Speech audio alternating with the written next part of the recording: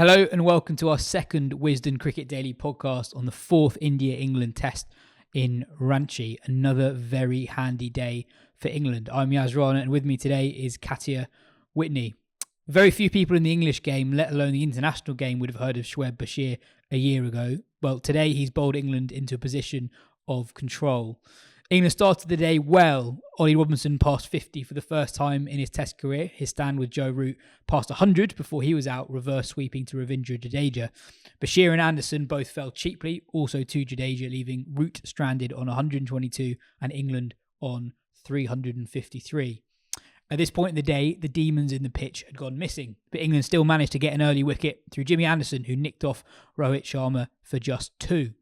Jaiswal built a steady second wicket stand before Bashir struck for the first time in the day, trapping Gill in front for 38. In a Herculean 31 over spell, he also claimed the wickets of Patidar, Jadeja and the dangerous Jaiswal, who was once more a thorn in England's side, scoring 73. Hartley got an unusually restrained Sarfaraz and then Ashwin before Kuldeep and Jurel battled through to the close in what may well be a very crucial partnership for the 8th wicket. India finished the day 219 for 7, 134 runs behind England. Katya, before today, Shoaib Bashir had as many professional 4-wicket hauls as me and you. Today he put England on top in a test in India. How good was he today? Really, really good. Bowled a ridiculous amount of overs, unchanged, I don't have to stat for it, but a ridiculous amount of overs, and then had 1 over off and came back on from the other end. Proper stuff that. And I think particularly it was such an important passage of play after lunch when he came back on to bowl those overs when the seamers weren't getting much out of the surface. There was a little bit of reverse. It felt a little bit like it's been in previous test matches when Jaiswal's really got into his groove. Exactly. And also because Stokes, I think, was trying to hold back Hartley a little bit to not give Jaiswal any freebies coming into him and really get him going. And Bashir had to kind of stay in and bowl tightly and bowl well. And he just varied his lengths, varied his speeds, was genuinely really threatening. And I think that if you put into context what he was able to do today, once Leach was injured after the first test match, there was a real worry that none of these spinners would be able to hold up an end and limit the runs and limit the scoring rate. But that's kind of what Bashir was able to do today while also looking really threatening. And then you take the wider context of before the series, all the talk being about how inexperienced England's spin lineup was and how you can possibly go to India with 3 spinners who've got 1 test match between them. If you'd said at that point that Leach was going to be ruled out after the first test match, and with 2 test matches to go, it would be Bashir and Hartley, the only 2 spinners in England's squad, you would probably assume the scoreline looked a bit more like 3-0. And it was going to be an absolute kind of carnage tour for England. But they've got all likelihood of going into the final test with the scoreline all square. And that's a really big achievement for these spinners. And Bashir has outbowled Ashwin in this test match, you've got to think.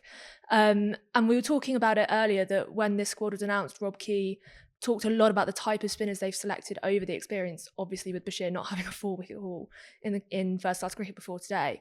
But both Bashir and Hartley being tall guys who kind of vary their pace and can take advantage of any inconsistent bounce that's on offer. And they've got this kind of pitch which is perfect for them both to operate on, really. And they've really taken that chance and shown exactly why they were picked. So Bashir in particular was really, really good today. Yeah, England's so thin on the ground that you had Marcus Trescothick, part of the coaching staff, in full whites and in his yellow beard, carrying drinks onto the field. Reminded me when Paul Collingwood did that. I know, yeah. I mean, how amazing would it be if you had caught Trescothick bowl Bashir at some point in the test match? Yeah, I thought Bashir was excellent. I think you're right to point out how good he was before he took his first wicket. We'll get onto the pitch in a little bit more detail later. Personally, I still don't really know what to make of it because there were some periods where it looked reasonably harmless, sort of what you'd expect from a day 1 or 2 pitch in India. But there were other passages of play where it looked positively treacherous. Lots of balls properly not getting off the deck, a couple of balls popping up as well. But in that passage of play, when he first was brought on, I thought it was a good move from Stokes to get Bashir into the game so early, having left him out of the 3rd test match. He bowled really tight, and including to Jaiswal, and we know how Jaiswal wants to go against the England spinners. So he managed to give Stokes some control before the pitch was doing stuff for him. And it's not just that Bashir gets that extra bounce when there is inconsistent bounce. He also gives it a proper rip. So if you look at the wickets of Gill and Patidar, properly turning off breaks. And when people have been talking about this pitch potentially not being a great day 1 or day 2 pitch, they're talking more about the bounce, not necessarily the spin. So when you're comparing Bashir to Ashwin, for example, in this test match, Bashir has got more side spin than Ashwin across this series so far. And I think there have been points in this series where I've seen people on Twitter posting stats of like the average turn at points in the series and saying like, oh, this pitch is turning more. That doesn't take into account who the bowlers are. Spin isn't the same for every bowler, and Bashir is able to get more sideways movement off the pitch, as well as being able to get that extra bounce if it's there as well. I wanted to give a shout out to a guy called Bradley Adams, who I don't think many people are aware of. So we've talked about Bashir's rise before, but it is worth going over again because it is crazy. So this time last year, he'd never played a professional game. He was let go by Surrey as a teenager. He had trials at Middlesex, didn't make it there. He finds a home at Berkshire, does well in a game against Somerset, and then gets a go with them ahead of the 2023 summer. As I said earlier, only makes his first-class debut in June, takes 10 wickets to 67, then finds his way on an England tour. Understandably, people will ask, how did 10 wickets at 67 land him a spot on a tour of India? Well, after his first day of first-class cricket, when he took 1 for 128 for Somerset against Essex, there was a clip put up by the County Championship social media channels of every ball he bowled to Cook in that innings. 1 for 128 aren't exactly spells you expect to be clipped up. But the guy manning the County Championship account that day was a guy called Bradley Adams, who's an off-spinner in recreational cricket himself, and he just liked what he saw, and using this new tool the ECB have, was able to clip that together and put it out that day. Ben Stokes sees that, puts that tweet into a WhatsApp group which is just him, Key and McCullum. What a WhatsApp group to be a part of, by the way. And Stokes says, at this point Bashir's got 1 first-class wicket. He says this is something we can work with in India. It doesn't go great for Bashir for the rest of the English summer, but he does okay. Doesn't take that many wickets, gets on that Lions tour, impresses on that Lions tour in front of McCullum's eyes that time and gets a spot here. It's a crazy story. Worth seeing Alistair Cook on the screen behind you as well, watching every ball Bashir bowls like a proud dad. No, exactly. On the Bashir spell as well, I think you can see how well he bowled, not just by the wicket-taking balls he bowled, but by the ones that didn't take wickets. So if you look at particularly the one that, there was one, I can't remember who was batting, but it went past, might have been Sarfaraz, it went past both Folkes and Root, and that was a genuinely properly good ball. That was an outside edge, didn't misbehave off the pitch, just did him through the air. Yeah, and it's easy to think that, you've taken advantage of a couple keeping low, the one that got R Ashwin, the one that hits you on the ankle. But really, the sustained pressure that he kept putting on and the what he was able to get out of the pitch on a consistent basis was really, really good today. What did you make of the pitch? I don't know.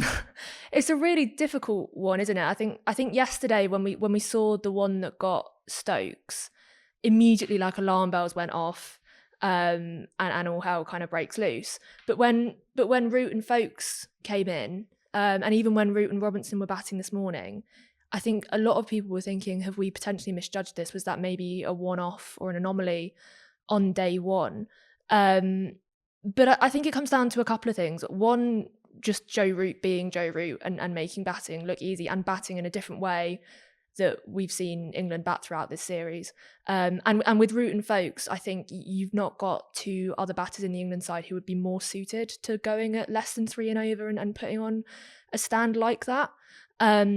But also, I don't think India bowled as a collective unit particularly well, or were able to hit the areas that are inconsistent on the pitch as well as England have.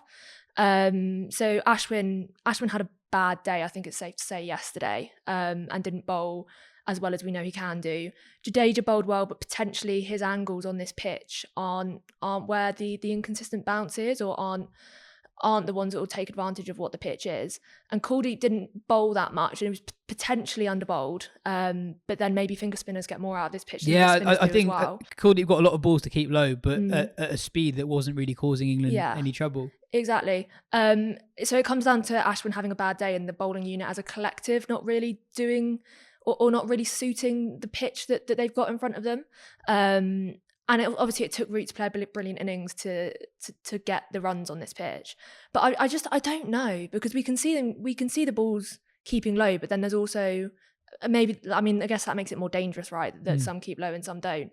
But it's a really tough pitch to judge, I think. What do you think? Yeah, to be honest, I said yesterday, it's so easy to fall into the trap of 5 wickets fall in the first session, therefore difficult pitch. No wickets fall in the second session, therefore easy pitch to bat on. I think there were signs yesterday, even in that Folkes and Root partnership, that the ball was keeping low. It's just those two played the situation really well. As you say, Jadeja, as accurate as he was, he's not really the sort of guy who's going to get balls to spit. So I guess it's easier for when the balls keep low off Jadeja to get that bat down. Whereas someone like Bashir, when the wicket of Jadeja, for example, is one that sort of spits off a good length, gets him on the glove, caught short leg. I thought that, to be honest, I thought this morning it looked pretty fine. But also, when you talk about a pitch, it's not as if every single square inch of the pitch behaves in exactly the same way. And I thought, partly because of how Jaiswal was batting, England sort of wanted to bowl the ball across him, so weren't bowling that straight to him. It didn't really look like they were exposing the areas of the pitch that could cause India a lot of trouble. And then as the day went on, England were allowed to bowl pretty straight. India didn't do an awful lot to put in England off their lines and lengths. And when that happened, that's when England got a lot of joy. At the end of the day, even when Kuldeep and Jarrell got through to the close, it's a really important partnership. We'll get to that later. There were still balls that were misbehaving. So, I think Root and Folkes and Robinson actually showed that the way to go in this pitch is probably. I think it'll be very interesting to see how England go tomorrow. I think England might go completely the other way, but at the same time, I think it is possible to sort of battle through it. And what you'd say with England today, I thought Stokes had a really good day again in the field, and compared to Rohit, really blocked off singles at the start of players' innings in a way that I don't think India did to Folkes. I thought he managed Jaiswal really interestingly, in that, as you mentioned, Hartley doesn't come on till the 31st over, so there was no sort of match up for Jaiswal to tuck into. And then they sort of starved him of the strike in the way that you would in a club game. They basically said, we want to bowl to the other guy, to the point that it almost felt like Jaiswal was like starting again on 40. It felt like he was in the 40s for ages. And Stokes would sort of give the new batter a single at the end of the over so they could bowl at him again. But then they wouldn't give him the single for 4 balls, let them have a single. So they just kept on bowling to the new guy, but only really giving them 1 run and over. So yeah, I thought England managed the conditions really well today. It wasn't just how well Bashir in particular bowled. I thought they managed conditions well. A weird day for Ollie Robinson, back in the side, a totally crucial stand with Joe Root, but potentially a bit rusty with the ball. The Guardian's Ali Martin tagged me a tweet today saying, presume you've given the all clear for this innings. What did you make of Robinson's first proper day back in the fold after, what's it now, 6 or 7 test matches out of the side? I don't know, it's quite weird to criticise someone who potentially has been involved in a partnership that could be really important for the match result. But his speeds were well down when he first came onto board this morning, like late 70s, not barely getting up into the 80s, and that's concerning. But I think you've also got to give.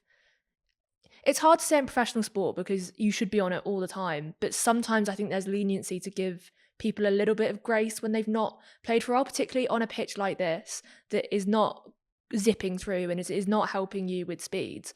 So it was a weird day. He's not necessarily expected to take wickets on this surface as well, so maybe that plays into it. But I don't think there'll be much more grace if in the second innings and continuing that speeds are still down and still doesn't look massively threatening. Yeah, I thought he had a weird day in that I think he was threatening. Like he beat Jaiswal's bat loads. He had, I think, 3 catches that fell short of the slip cordon. I think he's one of those bowlers. So a lot of bowlers, when they're out of rhythm, just bowl a lot of bad balls. With Robinson, he doesn't actually do that. His speed is lower. And today, I thought that his areas were still good. He was still getting the ball to nip more than Anderson was actually. But those speeds were well down. You know, I remember going to CricViz last summer, just sort of intrigued as to what his average speeds have been when he's been really successful in Test cricket. And when he had that really good series against South Africa in 2022, he was about 5 miles per hour per ball quicker than he was today. So that's a pretty significant difference. So I think he bowled fine, but those speeds, I think he would want those speeds to be the other side of 80. Yeah, I think it's also important to take into context the other seamers in this series. Like, obviously Bumrah stands up above the rest of them, and Mohammad Singh Raja is a completely different type of bowler to someone like Ollie Robinson, but there hasn't been a lot for the other seamers, and it has been difficult, and there have been difficult conditions. So while it's tempting to look at someone who's just coming into the side and going, you know, grab it both horns, go and bowl like that, but there's a little bit of different context, I think, around Robinson coming into the side halfway through a tour on this kind of pitch, and in these kinds of circumstances and conditions. Definitely. Well, that's it for part 1. In part 2, we'll chat more about India.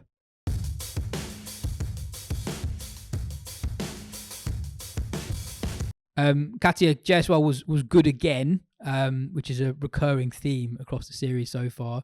It is a ludicrous series. He's not yet 10 tests into his career, but he is so clearly the danger man. Stokes literally, his plan was, don't let Jaiswal face any balls. Yeah. Which is one hell of a compliment.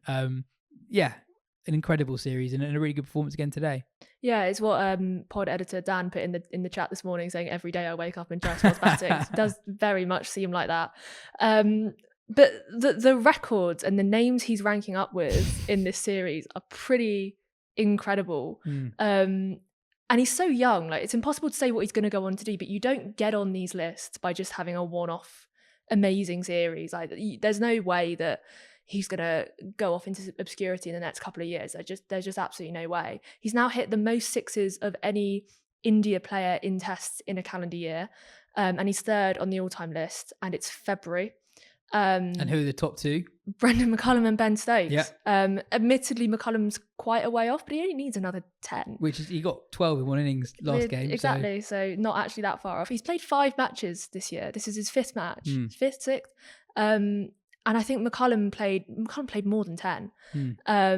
So that's incredible. He's now scored 618 runs in this series, with potentially 3 more innings to come. That's more than Sachin ever managed. And it's almost more than Kohli's managed, not quite. Gavaskar is the overall record holder for India in a single test series, and he's potentially in reach. He needs another 150 odd to get that record. So it's just incredible, really. Also, for his age, he's like 7th on the list for 22-year-olds in any test series in terms of runs scored. And again, could well end up second or third in that list as well. And also, when you take into context that test series used to be longer a lot of the time, so there was more opportunity, it's just a bit ridiculous. And yeah, having to bowl at the other end for a 22-year-old to have forced England to do that, it's quite something. Yeah, I thought he played really well in a slightly different way to how he's played previously, because the pitch was doing a little bit more. There's a different challenge in that Robinson, taller bowler, gets it to nip, was bowling across him in a way that the other England bowlers haven't really done to him this series.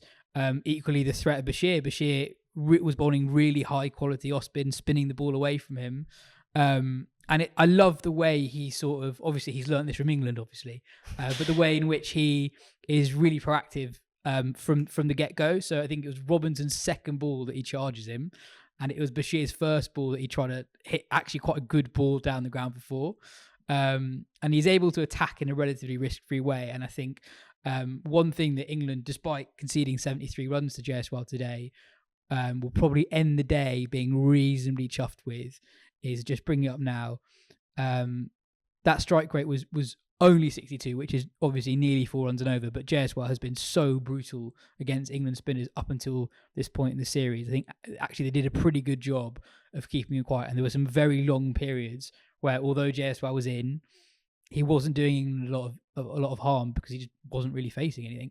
At the end of the day, we were all very excited about how England were doing, but it's a really important stand that by Kuldeep and Jurel. Kuldeep was basically hogging the strike himself for tail ender. He took more than 70% of deliveries in that partnership, and he looked really compact in defence, and it reminded me of the Root Robinson partnership, and it showed that there are periods in this game where you can get behind it and trust your defence.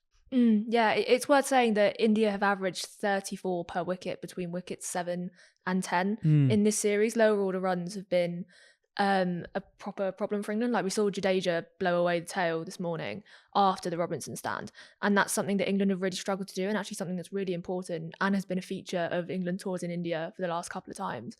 But yeah, any kind of partnership I think on this wicket is significant, especially as the test match goes on.